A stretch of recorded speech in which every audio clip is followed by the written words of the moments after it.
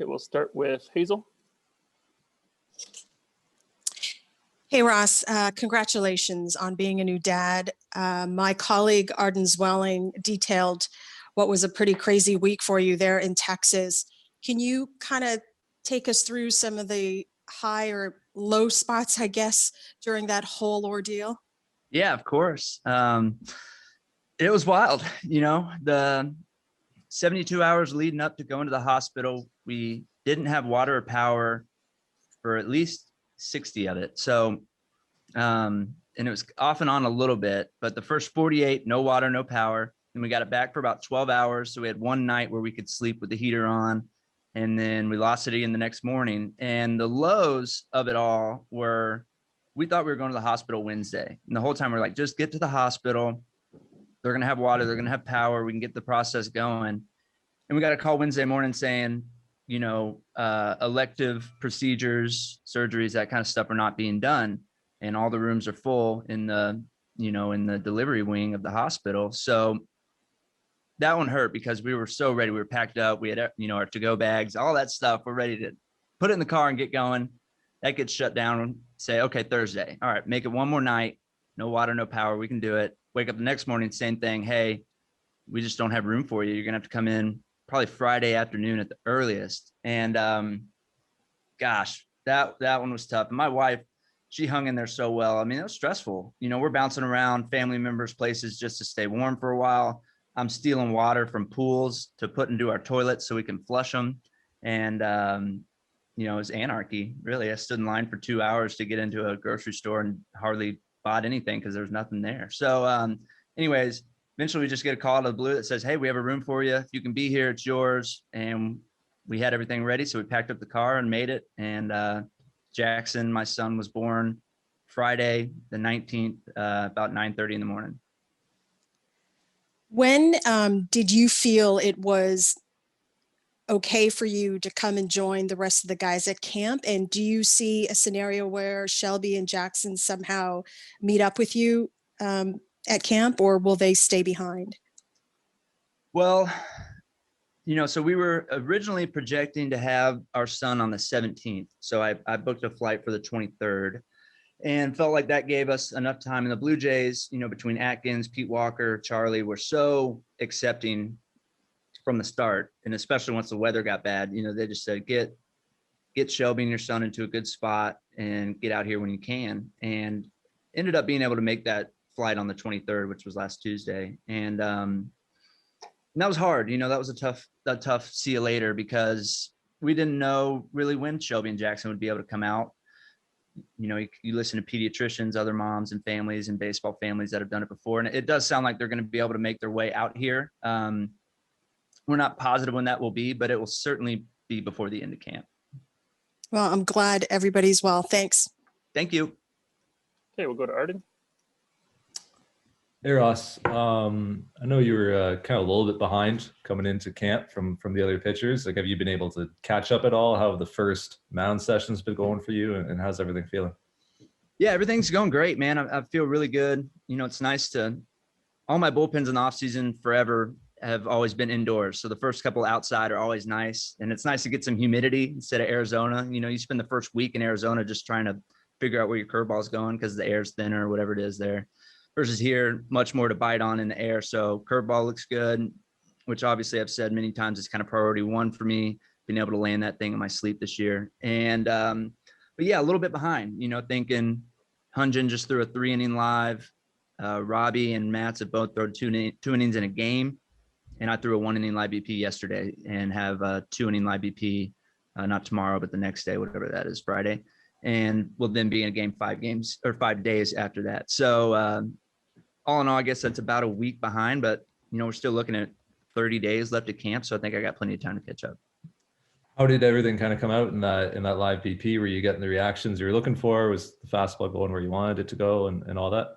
Yeah, really good. I threw 25 pitches, mixed in everything, in some right on right changeups, got a swing and miss on one. Curveball was landing for the most part where I wanted.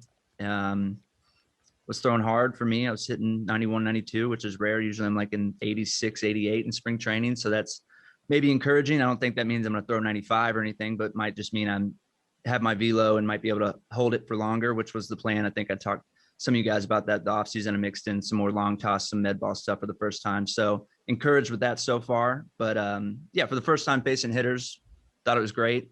Now I'll do 2 innings on Friday and, keep progressing. Great. Thank you. Thank you. Okay, next is Caitlin. Hi Ross, good to see you. Congrats on becoming a dad. Thank you. I wanted to ask, like last year with the Blue Jays and throughout your whole career, I think you've kind of done different roles and you've started and you've come out of the bullpen and you seem to be just really flexible. So what's the message from like Pete and Charlie about sort of like what role you're competing for this year and like what's your outlook on that? Yeah, certainly getting built up and competing for a starting spot, and that's kind of been the MO for me from spring going back all the way to, my first years with the Dodgers, all the way through my time with the Dodgers is you build up in spring, even though there might be no chance that I make the rotation if everyone stays healthy. And then, things just kind of always happen. Guys get hurt, have to miss a start or two, whatever it is. So you got to have guys built up, and there's a bunch of us in the locker room doing that. You think of like Merriweather, Hatch, Kay, like we're all building up to be ready to make starts and to be able to fill in if the guys that do make the rotation have to miss a start, whatever it is. Anyways, there's a lot of value in that role, I think, and I've become really proud to be a swing man and a guy that is known for kind of filling that role around the league. There's people that ask me for advice for doing that role because it's not easy, and ask me how I do it and how I go about it as far as preparing for one or the other. And anyways, from Pete and Charlie, they said, you're competing for a starting job. And so that's the mindset I have right now, but full well knowing that this is a crazy year. We're coming off 60 games. Guys' workloads are definitely going to be managed. And, wouldn't be surprised if you see double-digit guys make starts this year, just between a long season and workload and all that stuff that I just touched on. So, I kind of have the mindset that I always have, be ready for anything. And you always want to stay built up, right? Because if you go to the bullpen and you start being a 1-inning guy, and let's say late April rolls around and they need a starter, well, if I haven't thrown 5 innings in a month, that's probably not going to be my job, right? I probably won't get that opportunity because I'm not built up anymore. That'll go to someone at the alternate side or whatever that is built up. So you want to stay built up in that long relief role so that when a starting gig comes around, your name's in the hat as much as anyone's. Switching topics just a little bit, if I could, wondering like how much have you looked around the AL East and how the other teams have kind of built their pitching staffs and rotations? You're kind of new to the division, but what the Rays did or what the Yankees did this offseason, like what are your kind of early thoughts on the competition? Good question. Well, I work out with Jameson Talion in the offseason. He's a Houston guy, so I see him every day. So I was pumped to see him go to the Yankees. I'll get to see him 19 times a year, and that's an awesome opportunity for him. Obviously Blake Snell gets traded away, which is kind of a crazy thing. A Cy Young winner on a team-friendly contract gets traded away. You don't see that very often. But I guess to answer your question, I wouldn't say I have necessarily studied the division a lot, especially on the pitching side. If anything, I need to start looking at the hitters a little bit, but I got a good taste of it last year facing all of them in the division. So no, sorry. I really haven't necessarily dove in on what the other teams have been doing in the division. No worries. Thank you. Thank you. Arden? Hey, you spent the last 5 springs with the Dodgers, who have been the best team in baseball over that time. Now being around the Blue Jays, how do you think this organization measures up? Like, how close do you think that this group is to moving into that sort of upper echelon of the league's best teams? Right. I remember when I first when I first got traded here, I flew to Miami and we flew from Miami back to Buffalo. And I was like holding court on the plane, in the back of the plane. I mean, there was like a line of people to talk to me, coaches included, of saying like, hey, what do the Dodgers do? What's Kershaw like? What's Mookie like? What do they have that we don't have, and all this stuff. And eventually after days of that, I just kind of said like, hey, they don't have anything better than what we have. And you look at the Dodgers and you look at that World Series team, of the 28 on that roster, I think like 16 or 17 of them were homegrown. Like the Dodgers very much have a reputation of going out and getting massive free agents. What they do, you look at Bauer and Mookie, but like they also develop really well. And that's exactly what the Blue Jays are doing, man. You look at Kevin to Bo to Vladdy to, guys on the pitching staff that have been developed by the Blue Jays. And now an off season where we went and made some awesome moves, getting Marcus and Springer and Kirby Yates. And, the Astros did it a similar way where they developed and then they go sign a Verlander, get a Garrett Cole, and they win a World Series. Like, we're kind of following that method a little bit, and it's fun to be a part of. And finally, long-winded way to answer your question, man, we're right there. When I first showed up, I was kind of saying like, hey, we're going to be sneaky good. And then you walk around this locker room and it's like, no, we're in your face good. Like, we're going to have a silver slugger hitting in the 7-hole, Teoscar Hernandez, or 8-hole, right? I mean, that's a power lineup. And then we have really good arms. And I mean, a lot of depth, man. You look at the Dodgers teams, kind of an Andrew Friedman special, always had so much depth. Guys that rode the shuttle between AAA and the big leagues. You always had a fresh bullpen. You had guys that could come in and fill and make starts, and you developed talent everywhere. And that's what we're doing here, man. And that depth is going to get challenged this year big time. So, man, we're right there. I think, new faces, we got to mesh as a team a little bit, but that's what spring training's for. And I think we're going to be really good. Great. Thanks, man. Thank you. Okay, and Mike. Hey, Ross. Congrats on being a dad. Congrats on getting out of the snow in Texas. I wanted to ask, you said you've come around, you said you're proud of being a swingman and somebody that people will sort of come to for advice about that. Is that something that you had to come around to? Is it something that, everybody either wants to be a starter or a closer, and it feels like watching from afar, you've had those opportunities to start and then they're taken away, whether it's deserved or not. Is being proud of being a swingman something that you've had to get your mind right to do? Probably a little bit. I broke as a starter, and my first couple outings in the big leagues were as a starter. So you think like, yeah, I'm going to be a starter in the big leagues, and then you get demoted to the bullpen, and you got to find your way to get outs. It's something I'd never done in college, minor leagues, big leagues. Had never pitched out of the bullpen, so that was a massive new thing. And then you get to where you realize the Dodgers win a lot of baseball games. They develop good talent. They sign good talent. And if you're going to pitch in the big leagues for the Los Angeles Dodgers and stay in the big leagues, you got to be a good soldier and you got to do what they ask. And that's what they asked of me, was to be that role, be the guy that could bridge a short start into the back end of the bullpen. If the starter took a ball off the shin in the first inning, I got to come in and get through the lineup once, maybe twice, to save the bullpen. And I started to just take a lot of pride in that role. And because I think it's very valuable in modern baseball. I mean, you're starting to see openers, starting to see every team have, mixture of piggyback guys and swingmen. And I was kind of one of the first, not the first ones to do it, but, a little bit. And, but yeah, at first you're like, all right, I'm a starter. I'm going to only work to be a starter. That's what I want to do. And then you realize that, to stay in the big leagues, that has to change sometimes. And that's kind of the mentality I had to switch to. Cool. And I wanted to ask you too about being a guy coming from the West. You mentioned some of the pickups that the Blue Jays made over the offseason. You've seen, I assume, Kirby Yates at his most Kirby Yates-ish. What do you guys have to look forward to if assuming he's healthy? He looks great. What you have to look forward to is really an elite closer that we got for a steal, right? I mean, he was obviously hurt last year, but as good as anyone for the 3 years prior to that. And obviously we face him all the time.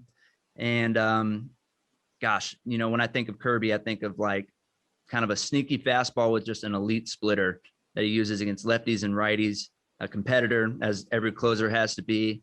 And a guy that doesn't get phased by the moment. Think about the NL West has some pretty good divisions. You got to pitch in Colorado a lot. Pretty good lineups. Got to pitch in Colorado a lot. Got to face the Dodgers a bunch. And he had plenty of success doing it. Now you move into the AL East, which is obviously a really good division in its own right. And we're not worried about him at all, man. We'll give him the ball in the ninth inning and feel great about it. All right. Thank you. Thank you. All right, one more from Caitlin. Hey, sorry, back. I just wanted to jump or follow on a line of questioning. A line of questioning that Mike was doing about sort of like adjusting to the bullpen role and stuff. And I just wonder, there's some other guys like Ryan Borucki who came out as a starter. Now he looks like he's going to transition to a reliever. And I just wondered if that's something that you are comfortable sharing advice to younger guys who are going through that, or like if they've approached you, or like that kind of thing. Yeah, for sure. It happened a lot in LA. Think of like Dustin May, Tony Gonsolin, those guys that are really talented and probably are starters on 25 other teams, but we're coming out of the bullpen for the Dodgers. They would seek me out, and I would also go out of my way to help them, because it's tough. I mean, it really is. That's a demanding role. And especially if you've never done it before, you have to basically you have to like compartmentalize them into two separate things. Like if I'm in the bullpen, this is my routine. If I'm a starter, this is my routine, and be able to switch in and out of them. At least that's what I think. And that's what I think has helped me have success in that role. And I will certainly help the guys here with the same thing. I think of like a Thomas Hatch, you mentioned Borucki, Kay, Merriweather, like guys that are probably going to be going through that a little bit for the first time this season and are going to have to bounce around. And, as a guy that's done it for 5 seasons, I'm happy to help. I mean, it's a massive adjustment. So if I can help in any way, I'm certainly here to do it. So, it's fun to now have like kind of a leadership role, which I've never had. I've always followed Clayton Kershaw around like a little puppy just to learn from him. And now a guy that comes over here and you have, is almost as much experience as anyone on the whole team to be able to help out and be a leader is a pretty cool transition for me. It seems like even Ryan Borucki was talking about like key to it is also just embracing the role, like not feeling as though it is a demotion, just feeling like it's a new challenge and really completely getting into it. And he was saying like the adrenaline is completely different in that role too. Yeah, that's really what I guess I was trying to say to Michael and probably didn't convey it very well. You have to accept it. That's how you're going to stay in the big leagues. So you got to accept that role for what it is and go get outs when they hand you the ball. And it is totally different. You're talking about a starter, where you can kind of work your way into the outing. Don't show all your best stuff the first time through, maybe save a pitch for when you need it. Like out of the bullpen, that doesn't exist. It's balls to the wall from pitch 1. Here's the kitchen sink. I'm going to get you out and only have to get you out one time. So here's my best stuff. So yeah, very different mentality, different, physical toll on your body. And then obviously, yeah, the adrenaline, like when that phone rings, if you're not used to being in the bullpen and it's your first couple times down there and that phone rings, I can't describe that feeling. Like, I don't even know. Maybe if some of you have children, like that phone call where I'm like working out and I'm not around my wife and I see my wife is calling, like that kind of like, oh, this might be it kind of feeling, like it is a crazy shot of adrenaline straight away. And it just takes a lot of transition to get used to it.